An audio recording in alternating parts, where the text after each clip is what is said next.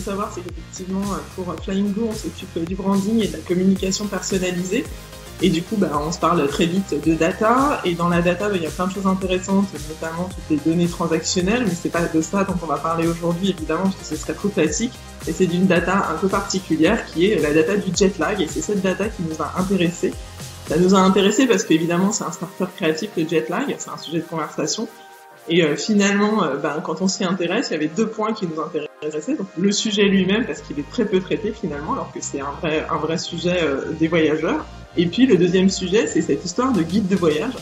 Comment on pouvait renouveler un guide de voyage. Et là, c'était très intéressant de le synchroniser finalement sur ce jet lag où on est de temps en temps en forme, de temps en temps pas en forme. Et on a envie de faire des choses, de profiter de la ville. Et ça, c'est ce qui nous a intéressés. Il y a plusieurs calculs en fait. Il y a un calcul qui est assez simple, on sait où les gens vont et donc du coup on connaît les distances et le décalage horaire en fonction du nombre d'heures de voyage et de là où ils se trouvent dans le monde. Mais il y a aussi une autre donnée qu'on a intégrée à notre service, c'est la donnée qu'on a dans le Health Center de nos téléphones. Et en fait, ça c'est la donnée plutôt de sommeil, d'état dans lequel on se trouve.